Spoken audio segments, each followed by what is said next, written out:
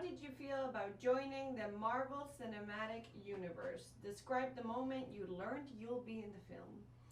Well, it is a wonderful experience. It's an honor, and yeah, it was so great when I received the call.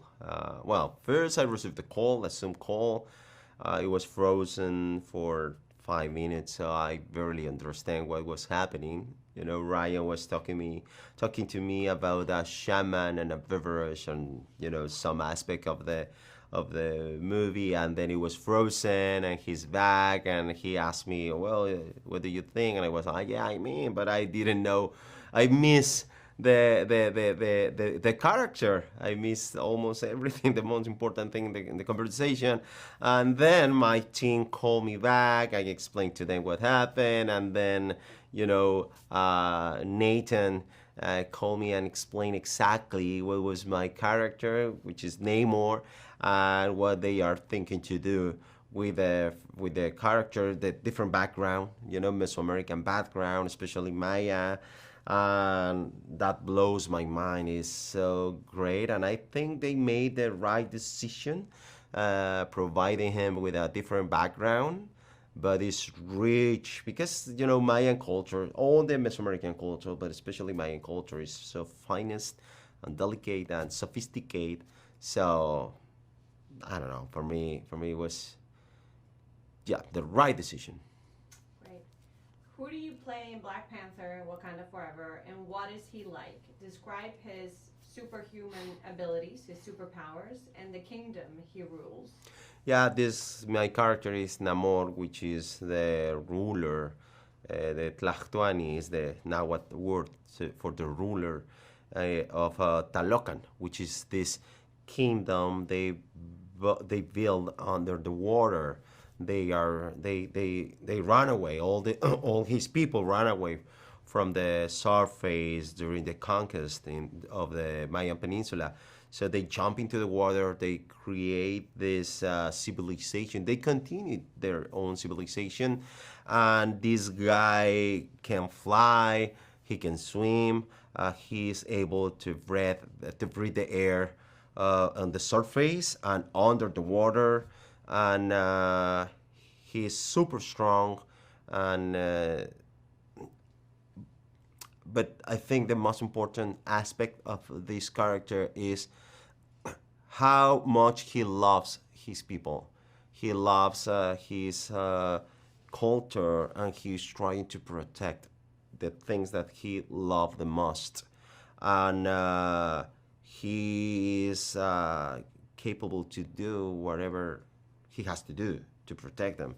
So I love that aspect of the character, and to build the character with obviously all these superpowers, but the main thing, I mean, the core of the character is his humanity, the contradictions, and his vulnerability and fragility. And from that point on, we build everything else. I mean, Ryan and I. Many actors find that playing the antagonist in a film is exciting. Would you agree? Yeah, totally. Some movies, and talking about science fiction or superhero movies, sometimes they tend to make the good guy so good, pure, and the bad guy so bad, like evil, like demons.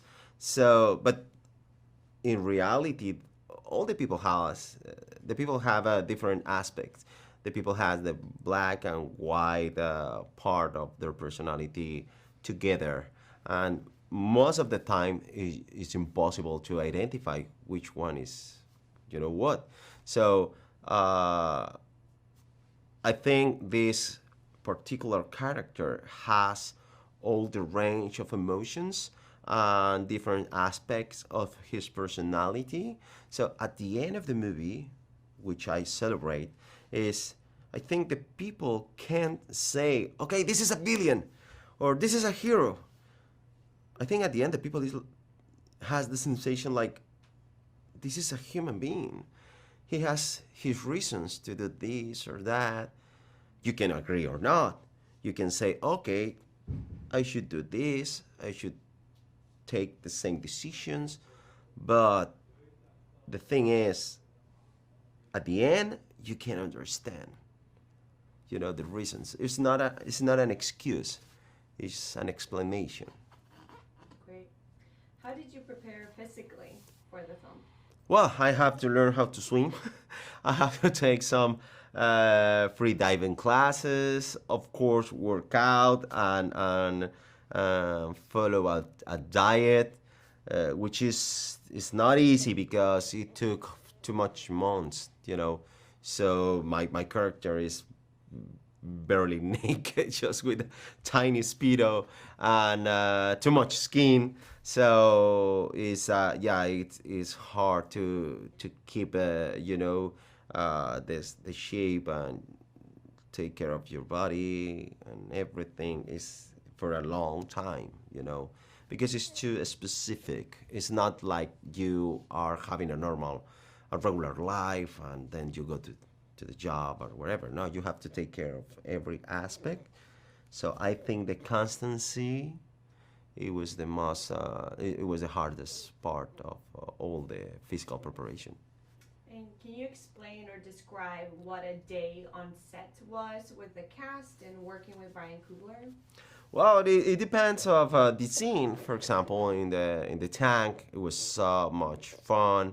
Jumping to the tank with all these people, all the trainers and other actors or stones, and it's so good, because it's like a kind of pool party, but you're having, you are working and this is serious, but it's fun at the same time. Then we have the wires, we have the fight scenes, or the dramatic scenes, which are my favorite, of course, as an actor. So most of my scenes were with Leticia, so it was so great because she's a fantastic partner. And English is not my first language. So when I was there and I made mistakes or I forgot some lines or the pronunciation issues, she was just there looking at my eyes and saying, "It's okay. Let's do it all over again." And you feel comfortable and you feel protected and you can trust in this person. So and she was going through different and difficult situations. The grief of the loss of Chadwick that affects all of us. I've never met him before, but I could feel how important he was for the people. And of course, his legacy is fantastic. It's enormous. But yeah, being there with this girl, with Ryan, and eventually with Angela, it was, one of the best experience in my career, to feel so welcome for all of these actresses and actors and director. What is the history of the character within the Marvel comics of Namor? Well, in the Marvel comics, this guy is the king of Atlantis. The background of this character is the Greek myth, the Atlantis and all this mythology, which is beautiful. And he is trying to protect his people again.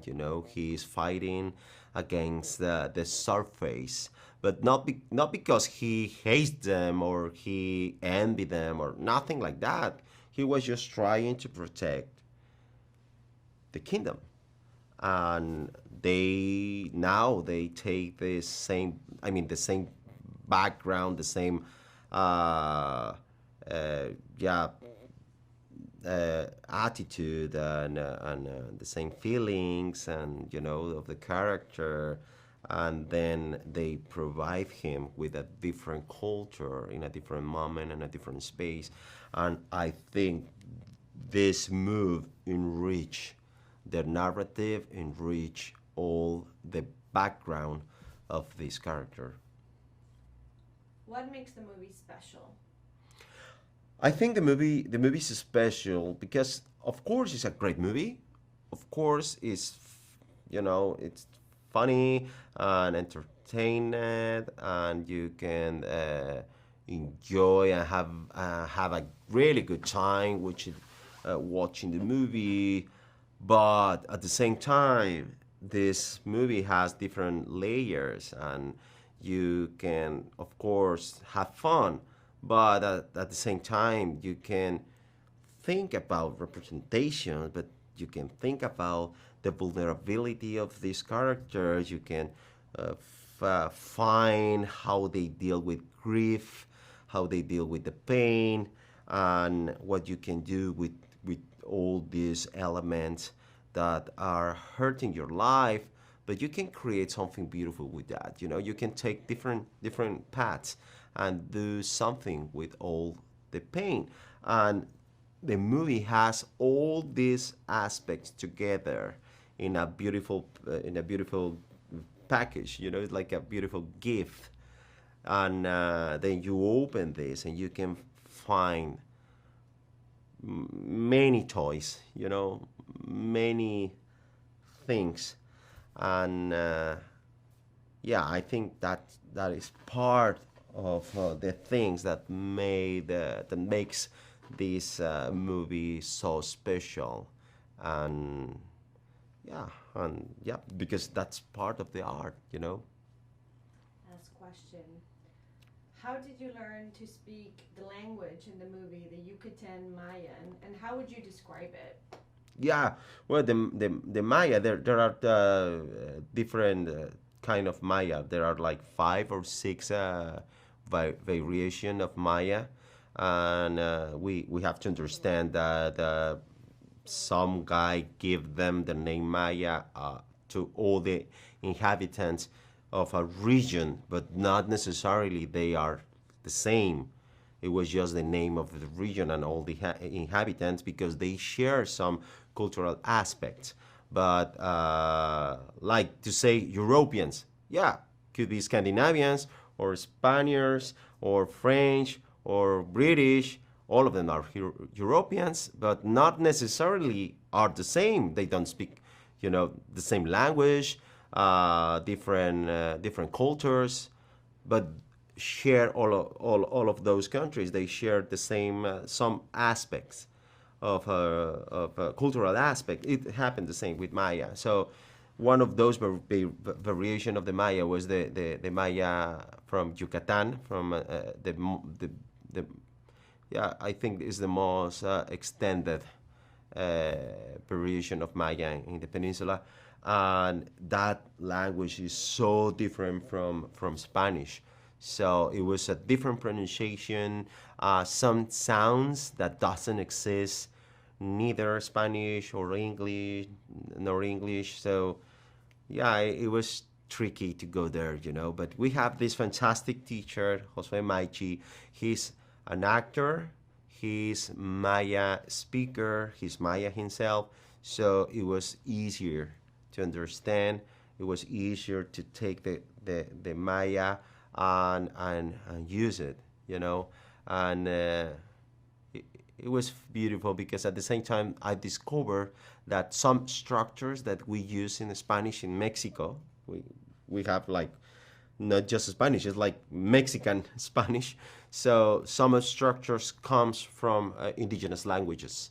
So how they use their languages and they translate to Spanish and is the Spanish that we use in Mexico. And discovering that during the process was like, oh my God. So they say this in Maya exactly. We use the same word in Spanish, but obviously, translated. It's like, oh my God, it's great. It's how much of these roots we have now and we use as part of our identity. Fantastic.